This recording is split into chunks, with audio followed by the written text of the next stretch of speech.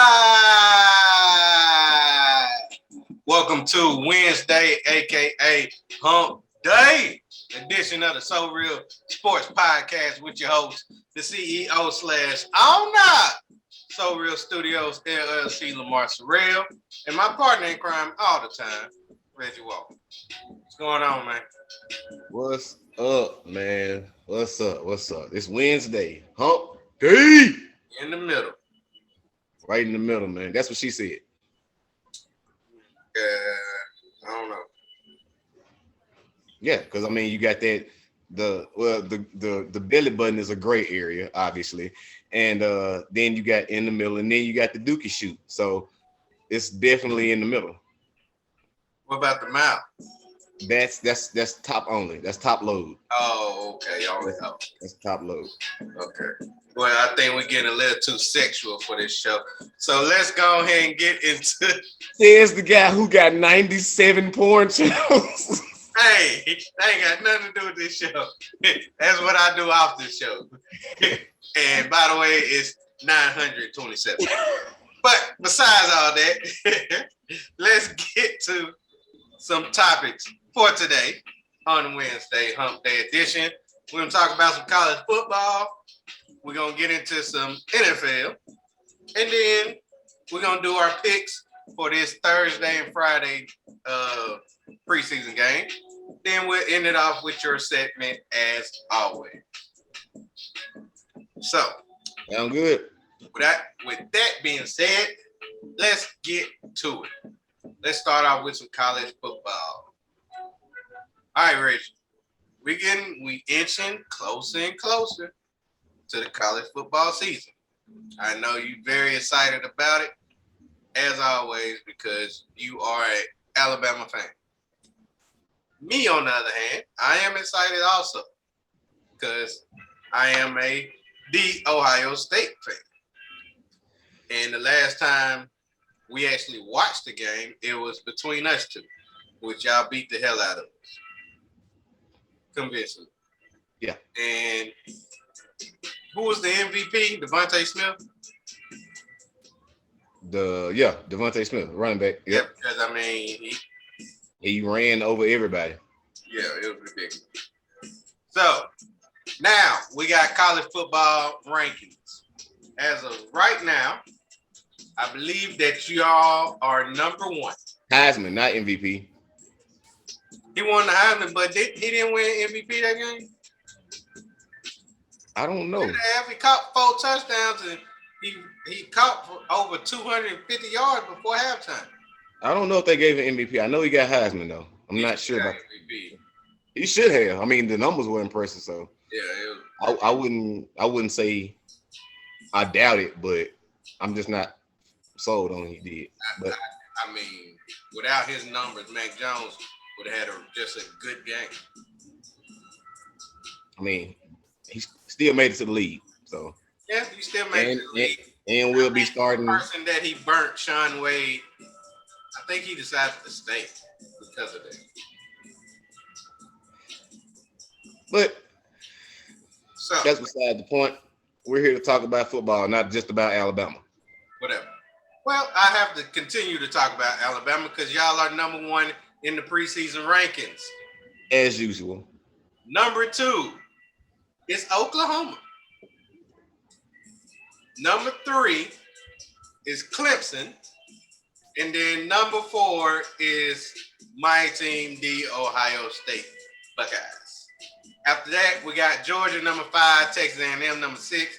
Iowa State, shockingly, to me, is number 7. Cincinnati, 8. Notre Dame is 9th. And shockingly, again, shouts out to my boy, James Mobley. The King. North Carolina is 10. So, Reggie, all I want to know is, looking at the preseason polls, do you believe that the top 4 teams that are on this poll will be the top 4 teams that's in the playoffs? And then who will be replaced? I mean, it's hard to say right now. I have been watching some of the spring games, looking at the coach changes, the different staff changes that those 4 teams in particular have been making. The new recruits, just a lot. But all in all, I don't feel like it's going to change much. If it does, and this is going to be a very big shocker to you, I'm sure. I don't have Clemson in it. Instead, and I don't actually have nobody in the top 10 moving up. Instead, I'm going to go all the way to 14, I believe, and that's Miami. The U will have a damn good year. Here's why I say that. If you go and look at their schedule, the only hard team that they have is us, and that's week 1. Every other team, I feel like, is a cakewalk besides the possible number 10 North Carolina, in which they lost to last year 25-28 in a good damn game. And that was at the end of the season as well. So a lot of injuries occurred leading up to that game. It was some coaching errors that I saw in that game as well that I did not like, that could have actually edged them over the top of Carolina. But surprisingly, I think that they will be the same complete team as they were last year. I feel like they could be the ones that are outside of the top 10 that make their way in and just continue to pound. That week 1 loss to my Alabama is not going to stop them. It's only going to make them better, and it's going to make them pound the hell out of every other team that they got. I mean, they're playing Virginia. That should be a cakewalk for them. They're playing South Carolina. That's easily. It's just, I don't see anybody actually stepping up to the plate to be able to beat them convincingly enough to where the committee is just like, I don't feel like they deserve a spot. So my top 4 would be Alabama, Oklahoma, Ohio State would move up to 3, and I will slide Miami in at 4. Wow. I can't hate on that, but I can agree with you on one thing. Clemson will be out of it this year. I'm sorry, Clemson. Trevor Lawrence was very good for your team. Then you lost your star running back to ETN. So, yeah, even though y'all are great at recruiting, and don't get me wrong, your recruiting class is top notch. It's just I don't think he's ready this year. So somebody have to replace you. And I do not agree with you about the Miami, even though Miami going to be good.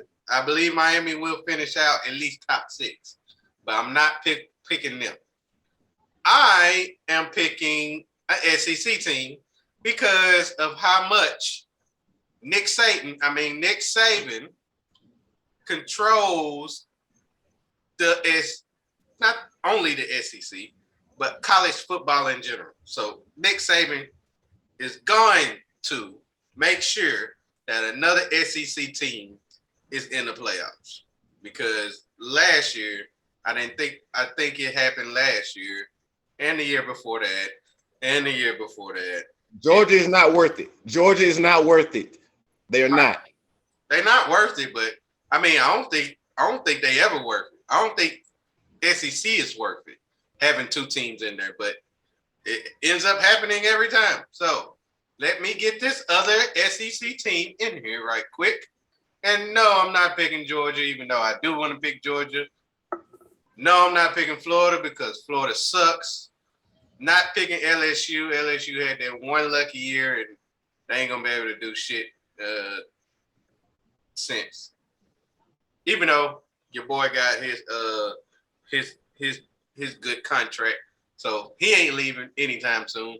He'll be another Les Miles. I believe he's just gonna be there for a long period of time, resting on that one championship laurel.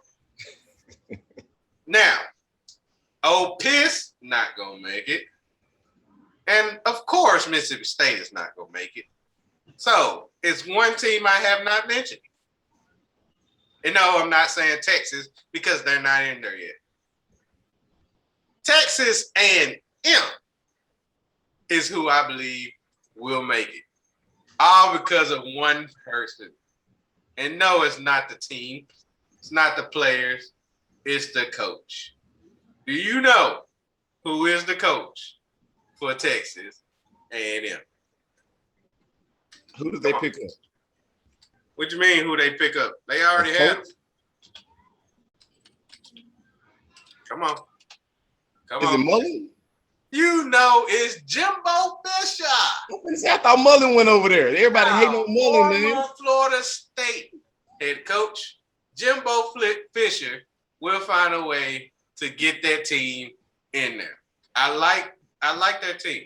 I actually like their schedule, to be honest with you. Only loss I do see them having is against y'all. But the great thing about it, it's right there in the middle of the season. And that's where you want your L. You don't want your L late, because once your L is late, they put you out. But having your L like in the middle of the season, and then they finish off with a great run, because after they lose to y'all, they got Missouri, win, South Carolina, win, Auburn at home, win, because they're at home. Ole Piss at Ole Piss, win. Prairie View A&M, because y'all all SEC always have their one before last little practice game before they actually play somebody good to finish it off. That's a W. And then they got LSU. Yes. So a SWAC team is a practice team? Yes. Of course SWAC team is a practice team. What you mean? When has they not been a practice team? Yeah, how the way you played them the week before the final game of the season, you get a SWAC team. Let me look at Alabama's schedule. Look at it. Look who y'all got. Arkansas. That's a SWAC team. They just ain't changed yet.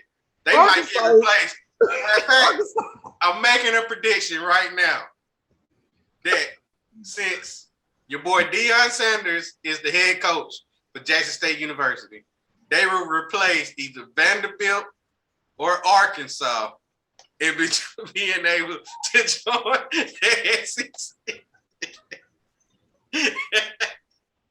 Because that's how bad Arkansas and Vanderbilt is. Because I don't even know why Vanderbilt even in there. I'm going to share this footage like 30 times. Somebody needs to get to the bottom of these horrendous allegations that you are making. It's terrible. It is terrible. Everybody know that Nick Saban always trying to find a way to get not only one SEC team, which is his team, but another, because they want to say how great the SEC is, which I do not believe they're that great. It's just Alabama, top notch, and that's it. Everybody else.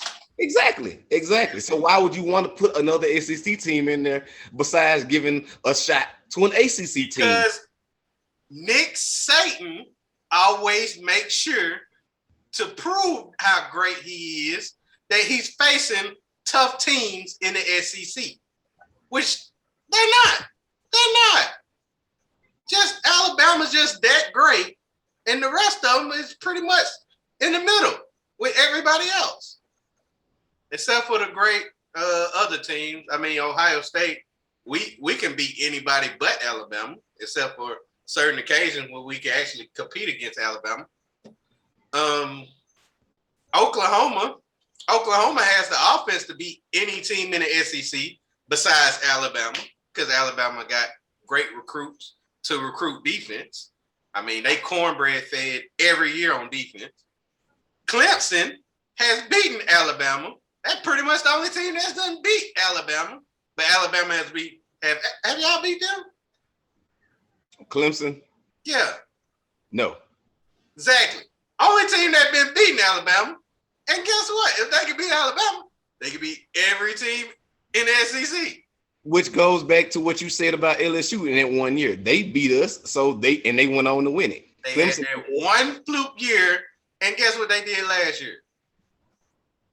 Nothing. Guess what they're gonna do this year? Bomb. Exactly. They had that one rainbow year out of nowhere, and they ain't gonna be Matter of fact, they're gonna be out of the top 25 before week 5. Easily. They're gonna get this one win in the first week, and then they be like, oh, LSU. They top 10 now. You look at LSU schedule. Matter of fact, I changed my mind. They might lose their UCLA in the first week. And then they'll jump back into the top 25 because they playing McNeese. What is McNeese? Do you know the McNeese mascot is? They're a like cowboy. They look like a horse. What is that? They the Cowboys. That's a Mustang almost.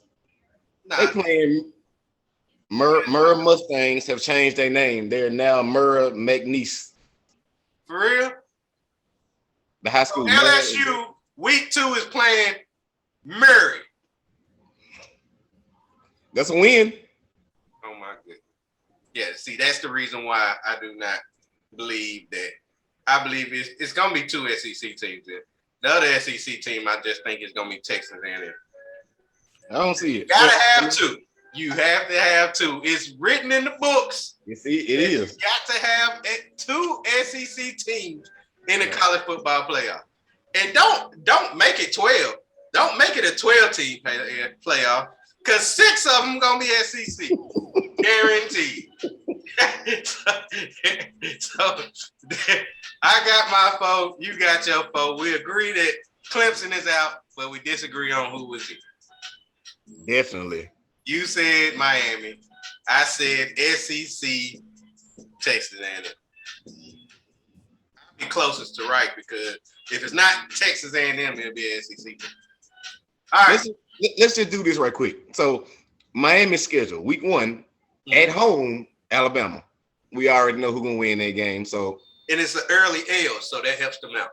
All right. Next week at home, they got App State. Next week at home, they got Michigan State.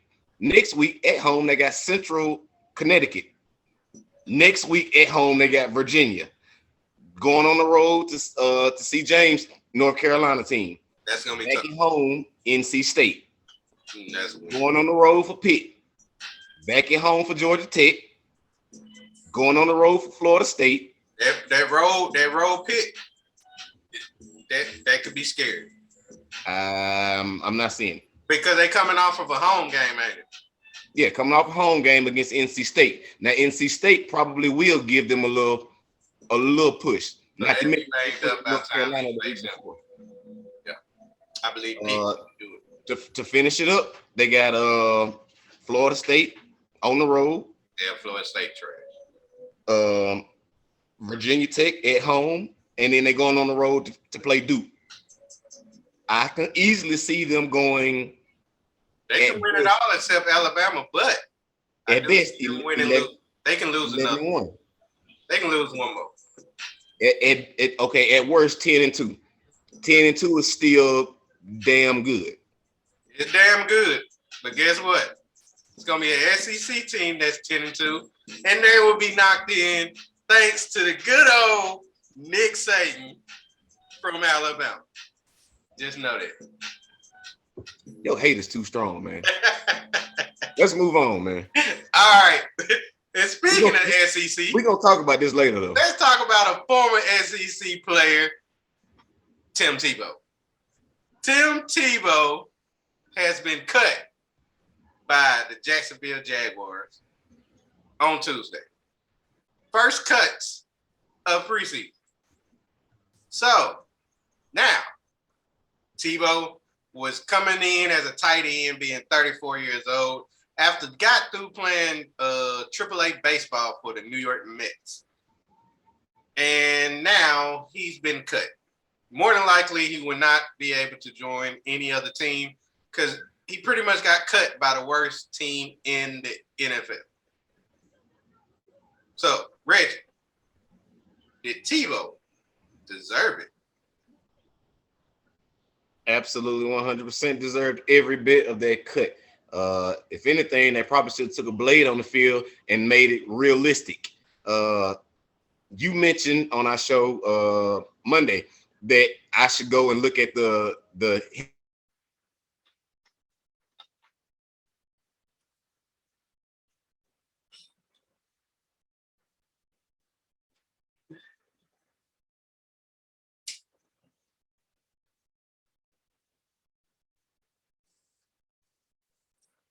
spicing it up and just making it sound real good. That was like dead on though, because that was horrible block. I don't know what he did. The guy that came in to receive the block from Tim Tebow probably didn't even see Tebow right there. I think he probably blew on his arm or something like that. That was horrible. I don't know if this was a PR move. I don't know who Tebow talked to actually get him to be put in that position. Do I feel like they should have kept his ass around a little bit longer? No. You're fucking 34 years old. The best thing that you ever did was win in Florida. That's it. You did nothing in Denver. You did nothing. What you got? He did one thing in Denver. He beat Pittsburgh in the playoffs off that one pass to Demaryius Thomas. But go ahead. I'm definitely making sure that your dad knows about all of this. He definitely knows about that anyway, because I bring it up anytime. Like, at least I didn't lose the damn Tim Tebow off one damn pass. Wow. Yeah, he deserved to get cut. And that one pass was a fucking fluke. Just like you said, LSU was a fluke that one year. That was a fluke that one game. Tim Tebow is sorry. He is not solid. He had a good, great college run. Outside of that, nothing. Am I biased of him in any kind of way? No. He did good things for the SEC. That's about it. Beat my Tide. So, whatever with him. But him being on the NFL level, no, he deserved to be cut. If you can't go out there and show that you are ready to play this game, this is a grown man game. If you can go out there and show that you're not ready, that's exactly what he did. He went out there and showed that he was not ready. I don't care what kind of mental preparation that he did. I don't care what kind of reps he went through physically with the team and OTAs and all that. When it came time to go out there and show what you got, during first cuts, you went out there and it looked like you got cut. You literally look down. When you see that, it looked like he took a blade to the abdomen and just fell on the ground. That's what his blocking skills look like. You're not going to make it like that. You're not going to make it like that in middle school. Your coach is going to put your ass on the sideline and ask you, what the hell are you doing out there? Tim Tebow should know this. The fact that he got cut should be a wake-up call to him. And no, I agree with you. Since Jacksonville is pretty much the bottom tier team of the league, nobody else should give him a shot. I don't think that was a fluke. That's what that man suited up and went out there and said, I'm going out here to give 110%. And he went out there and gave negative 10%. So cut his ass, show him. You don't deserve it. You don't deserve it. Go back to doing whatever you were doing. And I don't think he even needs to do that. There's plenty of Uber jobs out there for him if that's what he would like to do. But whatever it is as far as football, he does not need to do. Well, I disagree with you on one thing, and that's the fact that you said he wouldn't have been able to make it in middle school blocking like that. Depends on where you went, because I went to a high school and they let me block exactly like that, and I was a starting tight end for that team, and I think we ended up winning 3 games. We went 3-8. Okay, first of all, you said high school. Second of all, you said you won 3 games that you playing tight end.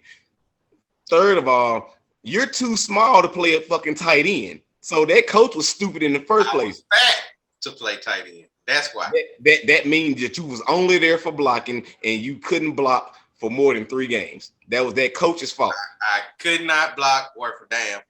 It really wasn't the coach's fault because we had a roster of 27 people. Very small school. So in other words, you had to play. By default. But that's beside the point. Let's talk about what? Quit. Oh, I did. I quit my junior year. Left him down to 23. So let's move on to the topic. Actually, Tim Tebow. You know what this reminds me of, Reggie? Rudy. You know how people want to do, the Make-A-Wish Foundation, where you get kids that actually wants to do some things. And shout out to the people that actually do it. I know John Cena, he done made over 300 wishes come true. Tim Tebow wish came true to finally get accepted back into the NFL for anything. Urban Meyer, who was his former coach back in Florida, gave him the opportunity to relive his glory days back when he was playing in the NFL after getting denied by baseball so many times that he never made it to the major leagues.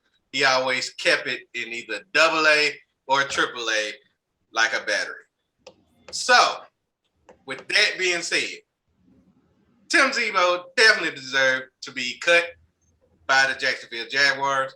Matter of fact, to add on to that, he should have never even been picked up to even practice with the Jacksonville Jaguars. If you would see how bad that he looked during practice, they knew from practice that Tim Tebow wasn't going to make it. But you know what they did know? That having his name actually on the roster will bring fans to the team and to the games, which will make Jacksonville Jaguars be talked about for at least 2 weeks. At least 2 weeks. Because guess what? If Tim Tebow wasn't there, you wouldn't have heard anything about Jacksonville. Not even the fact that they had the number 1 pick, Trevor Lawrence, on their team. You didn't hear about how good of a performance that he made. No, you heard about how bad of a block that Tim Tebow did. Nobody cares about what Trevor Lawrence is going to do until he actually do something. But what they did care about is Tim Tebow and if he was going to make the team, if he actually was going to play tight end, if Urban Meyer was actually going to keep him around. And for Urban Meyer's credibility, he was able to cut him, honestly, because with his heart, he didn't want to cut him. But with his mind and the teammate and the team chemistry, he definitely had to make the decision to cut him. Now, the only problem that I have is that I feel like that Tim Tebow, before he left football and go play baseball, he was sabotaged. Yes, I'm bringing that word up because we haven't heard from him in about 2 months, back when Kwame Brown said he was sabotaged by Michael Jordan. Guess who also y'all can say was sabotaged? Tim Tebow. Because guess what? This man won a playoff game with the Denver Broncos. And guess what happened next? Didn't quarterback for the Denver Broncos because they decided to get a person who neck pretty much could have put him in paralyzed in Peyton Manning. So he ended up going to the New York Jets. Guess what the New York Jets did? Nothing. They didn't try to put him as a quarterback. No, they had Mark Sanchez as the quarterback. And they didn't even want to put plays in for Tim Tebow. Sounds sabotage to me. As a person that just won a playoff game, he couldn't be a quarterback for one of the worst teams in the NFL in the New York Jets. Then he ended up going to the Patriots. And guess what? He couldn't even be the backup quarterback for Tom Brady. The GOAT. Bill Belichick finds a way to not use Tim Tebow. Sounds sabotage to me, because that's exactly how y'all felt when Kwame Brown went to other teams and couldn't do nothing. He was already sabotaged at the place he was at with the Wizards. Y'all ain't giving that same energy when it comes to Tim Tebow. That just proves to me that y'all just like the fact that it was against Michael Jordan, who is the greatest of all time. That's the only reason why y'all said anything about him being sabotaged. Y'all said he was trash every single year, just like y'all said Tim Tebow was trash every single year. Until now, all because Tim Tebow never said he was sabotaged, even though he did quote that he wished he would have got an opportunity to play quarterback again after what he did in Denver. He did say that. Sounds like sabotage to me. But I just wanted to say that just to get on y'all about the Kwame Brown situation, which we haven't heard from that man ever since. He just got him a good-ass show now. Okay, first of all, I thought we was leaving Kwame Brown alone before he finds out your address and comes down there and get gangsta on your ass. Fuck Kwame Brown. Second of all, I'm disturbed as to wonder why this didn't make fucking Donkey of the Day. That block should have made Donkey of the Day. If it wasn't for the stupid ass things that our chief, not our chief, but people in Biden or Biden administration said about the Afghanistan situation, it would have probably made Donkey of the Day. But they said, the comments that they made about the troops trying to get them back, saying that it was a hypothetical question, is ridiculous. So that's why that received Donkey of the Day. And yes, we could talk about the Biden administration because I voted for them, and if they're doing a terrible job, they're doing a terrible job, and I'm able to quote it, unlike Trump fans. That's besides the point. But we'll talk about that. We'll talk about that another time. Yeah.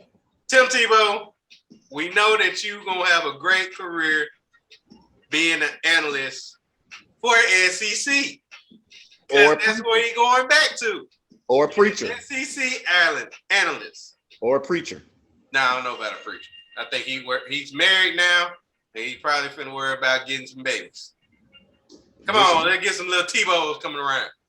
Or he could just go on Indeed. No, not go ahead. All right. Now let's talk about the NFL preseason game that's coming up. We got 3 on the market.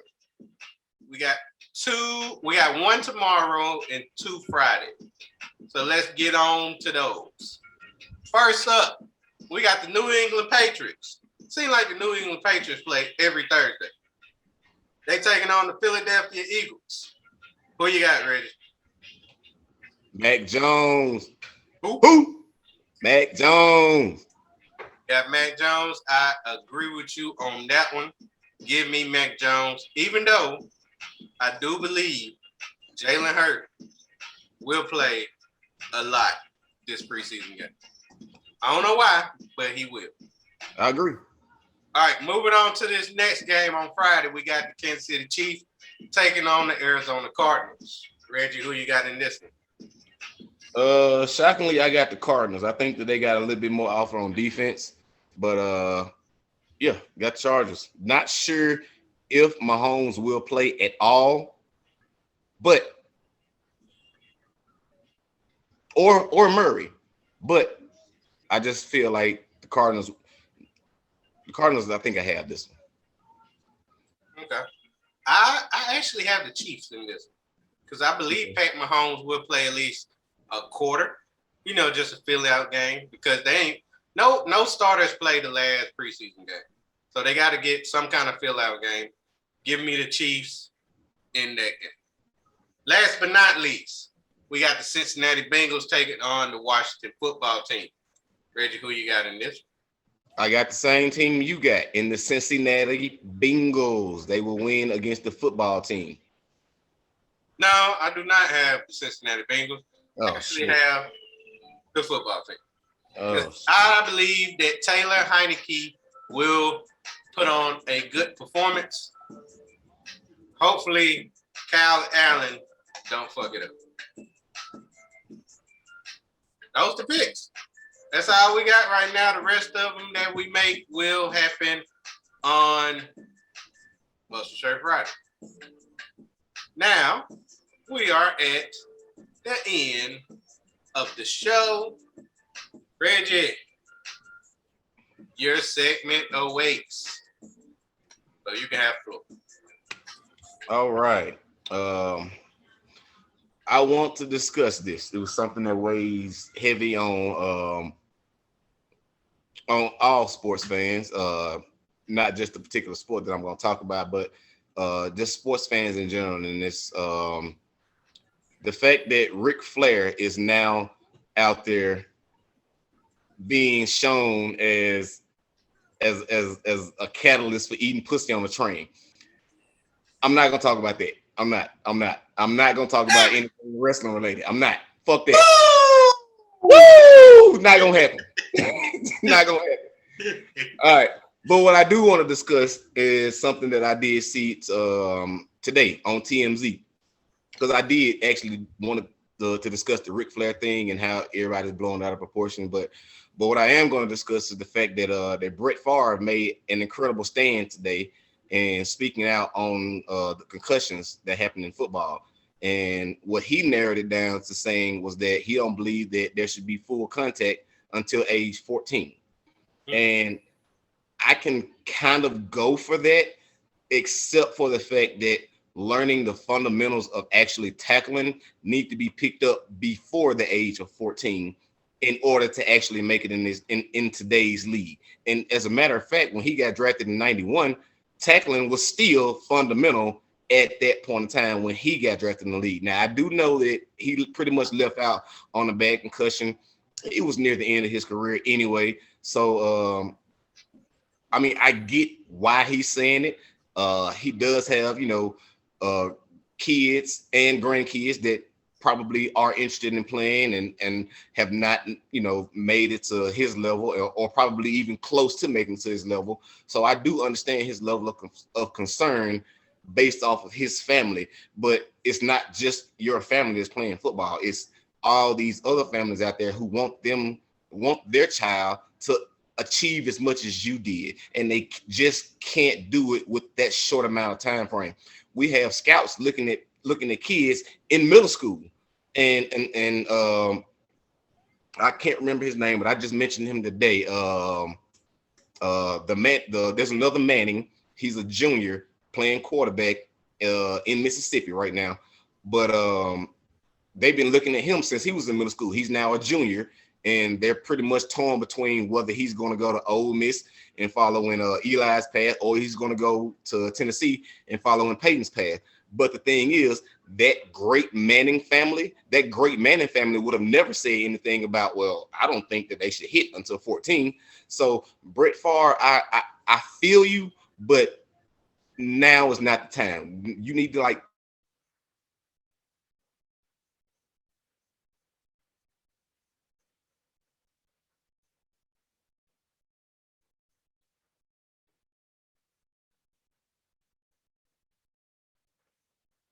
out tackling. He knows how to hit. He's not so good at catching, but at the same time, he knows how to hit. And my son is now 14. He is now at that age that Brett Favre wants to make, even though he's been playing football the last 4 years. So without him actually having or building up that fundamental value and strength core and knowing how to tackle, he wouldn't be as good as I think he is right now. So that's just a lot to take in, as far as like the whole dynamic of tackling and, versus, your child going out there versus the next person's child going out there. But 14, in my opinion, is a little too late to be starting to introduce the fundamentals of tackling or anything. Now, like I said, I get the concussion thing, and he made a great point as far as saying that the brain doesn't fully develop until between the ages of 15 and 18. True enough, I get that, and that's a scientific fact. No, it doesn't. But here again, that goes along with safe protocols within every single program, starting at the collegiate level, trickling down high school, middle school, pee-wee. I don't even know if they still do the Pop Warner thing, but I mean, that's, it all trickles down to where you have safe practices and protocols in place for such things like that. That is a great preventative measure if you have these in place. And I'm glad that researchers and scientists have come up with different measures to implement with coaches, programs, and players and parents to where those things can be implemented out. I just feel like, we needed to discuss that. And if you didn't know about it, do a little research on it. I have no problem with y'all coming back. Let me know how, y'all feel about this. And yeah, all thoughts are welcome. I just thought it was something that needed to be said. If we didn't know it, if y'all didn't know anything about it, that's what happened today. Well said, man. Because I didn't know anything about that, what Brett Favre said about it. And that's been a topic for a long period of time, to be honest with you. It has. That's a topic that pretty much you can hear both people. I mean, you can believe both sides. Like both sides have very good opinions on that situation. I mean, it's not really a direct way of doing things because some people bodies function different from others. And be honest with you, I like both of y'all situations. Starting at 14 is pretty much a little bit too high because you really need to know before you actually go to a high school in order for you to know the fundamentals and actually how. And plus, teaching fundamentals definitely helps out because now the way they have the NFL and tackling is a whole different way the way they used to do it. They definitely don't try to aim towards the head, and they actually try to teach you how to form the correct way at all times, no matter what different situation that occurs. And that's a big topic, and I'm glad that you discussed that on here. No doubt, man. All right, now you know what time it is. Getting ready for Muscle Shirt Friday. UFC will be on the card. We got some baseball. Yeah, we got baseball. Of course, we got baseball. NFL preseason week 2. We do have that on the card. We will also discuss the games that we just made predictions on today. So we have that to talk about. And of course, our 3-bet challenge in which I'm trying to redeem myself from an 0-3 last week. So besides that, I'm trying to come up from that 1-2 that better than 0-3. Yeah. I mean, I went 0-3, so I know I've been there. Yeah, I'm not trying to go there again. All right, so like always, we give you our salute, and we'll see y'all on Friday with another edition of the SoReal Sports Podcast. We out. It's good.